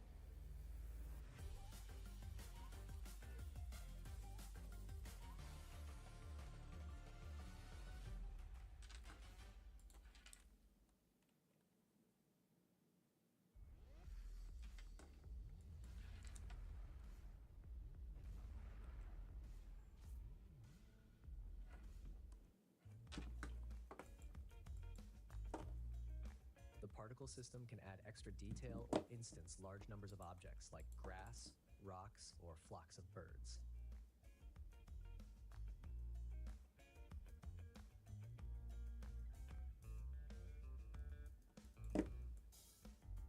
When it comes to creating animation, Blender is nearly as good as Maya.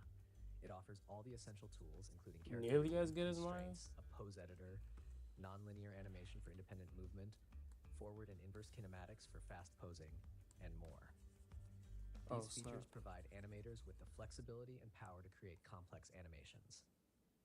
Several animation movies have been made in Blender, showcasing its capabilities. For example, the Netflix series Maya and the Three, the feature film Next Gen, were both created using Blender. These productions demonstrate Blender's ability to handle professional quality animation projects, making it a viable option for both independent creators and major studios.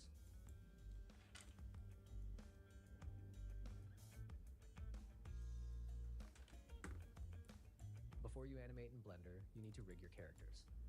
Blender provides a comprehensive rigging system with bones, allowing you to create complex skeletal structures for character movement. For quick and efficient rigging, Blender offers extensions like Rigify and Cloud Rig, which help you set up high-quality rigs in no time. Additionally, there are specialized add-ons like Auto Rig Pro, which offers advanced rigging options for more detailed and custom rigs, and Rigicar, designed specifically for rigging vehicles. Rigicar allows for the integration of physics-based animation, making it easier to simulate realistic vehicle movements. These tools and add-ons streamline the rigging process, making it accessible and efficient for animators at all skill levels.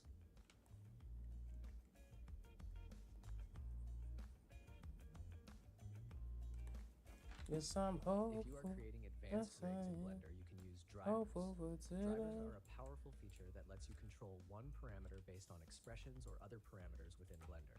This allows for dynamic and automated control over various aspects of your rig, making complex animations easier to manage.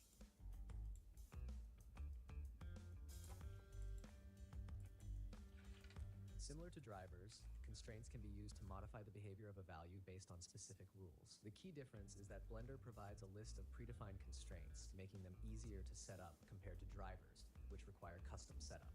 Constraints are particularly useful for creating dependencies and relationships between different objects or elements in a scene. When you want to add more expression to your characters, Blender offers shape keys. Shape keys are invaluable for tasks like lip syncing and adding muscle deformation, allowing for nuanced and expressive animations. They provide a way to smoothly transition between different shapes, enabling detailed facial expressions and other complex deformations. For realistic rendering, Blender utilizes the standard PBR, physically based rendering workflow. This workflow involves using a set of texture maps, such as roughness, metalness, and bumpiness, to accurately depict how surfaces interact with light.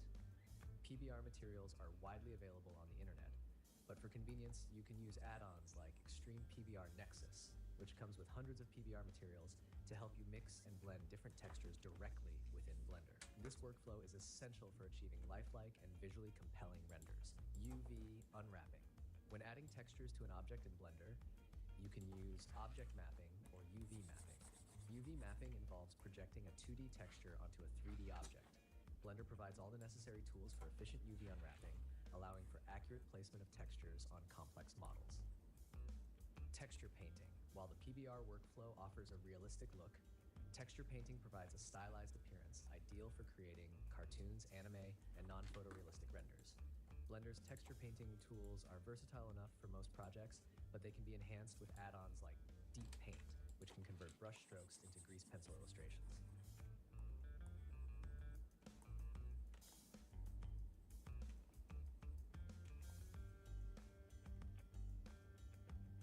In addition to texture painting, Blender offers vertex painting, which allows you to paint directly onto the vertices. And just like that, y'all boys, we're done. This method can be quicker We're finally and useful for adding color finished. details Fini. without the need for complex UV You know what this maps, means? though it requires a sufficiently Look how dense much. mesh to capture finer Oh, details. I haven't used a lot. Dynamic painting. You know what this means? Blender also supports We can dynamic finally painting, get to a the feature where coloring. other- You know how long it's been. You know how long I've been waiting for this. Ooh, I'm about to make a name for myself. All right. Let's get to it. Let's get to it. Hold on. Hey. Overlay.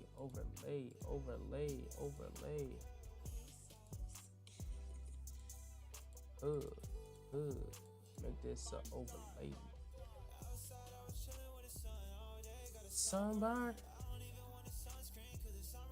Summer.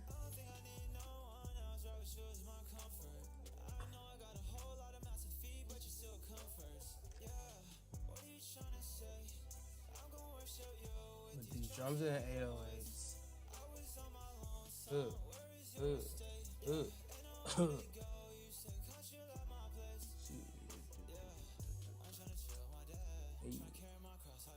Hey.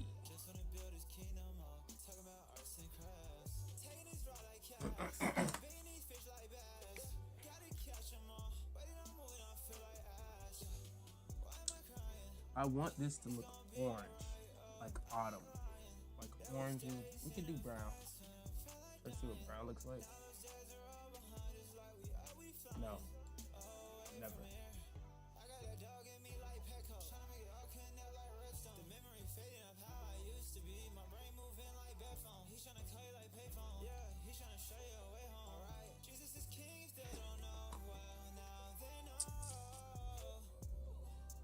Now they know.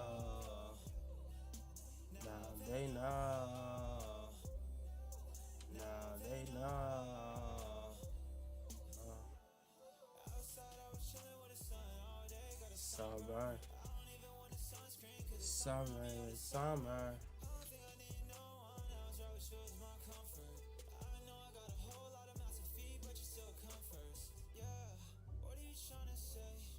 I'm gonna worship you. These drums at 808s.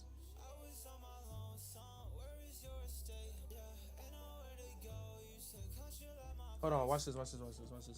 So, what I'm thinking, make a little blue for the background for this little thingy majigger. Okay. So apparently you guys are racist and you don't like black people. How did I come to that conclusion? 'Cause I did.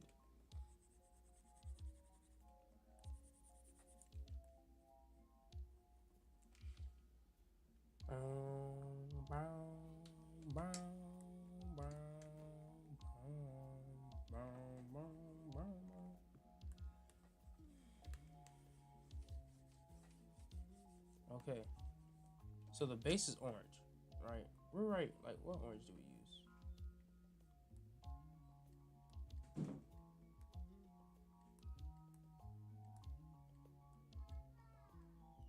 So many different colors. Isn't that crazy? Raindrops fall and the beauty of it all.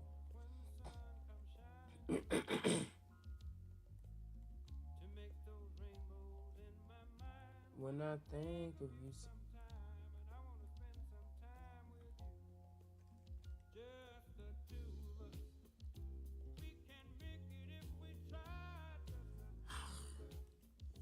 Just the two of us. Just the two of us. Building castles in the sky. You and I. Gotta choose. Wasted water's all that is, and they don't make no flowers bloom. Don't make it bloom. Not for those who want to take.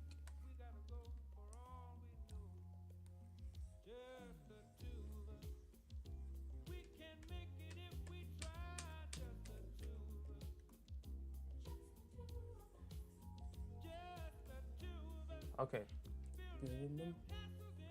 Okay, so this is right here. Everything's warm. What if we make it cool? It's the exact color we're using, right? No, it's not.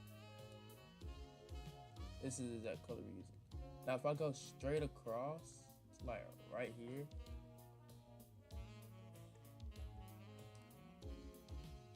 And I do this to the background.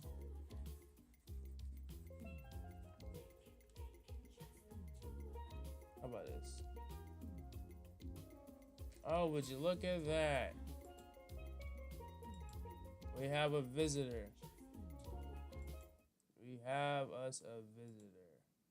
A scallywag, should I say, has joined. The scalliest scallywag has joined. What if I don't know. I'm thinking maybe yellow. Let's go with yellow. Like, oh, that's too bright. I think that should do it.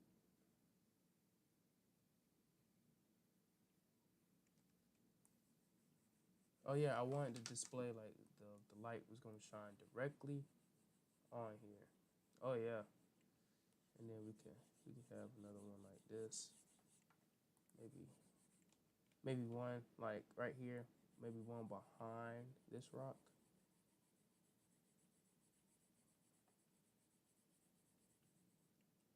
And then one directly in front. Like that. Distracting.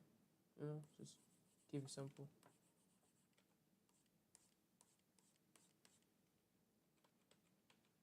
Should I go all the way? Make it like that? Should I? I mean, we already have framing. Cause like boom, boom, it kind of like leads you there. But if I was to do this, how would we feel about that? No. How would we feel about this? If I was to just go boom. Like that. I want to find a reference. And we going, what's the name? Oh, wow.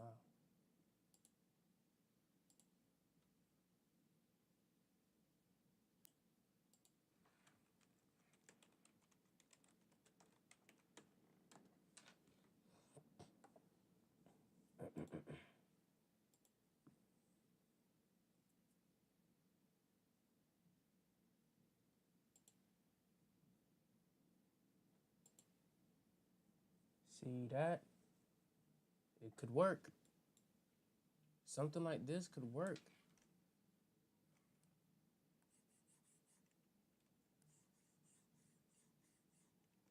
See if I was to.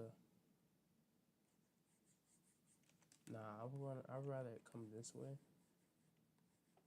Hit that, and then boom. Right. You see what I'm cooking?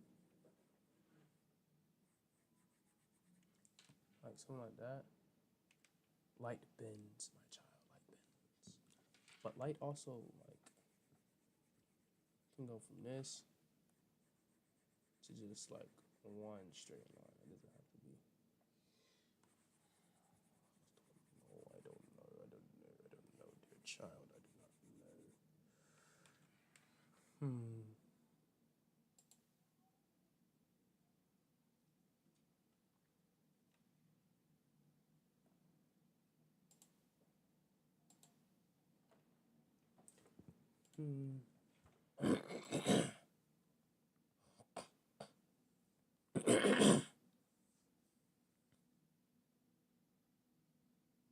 I think we could leave it like this, or just get more detail.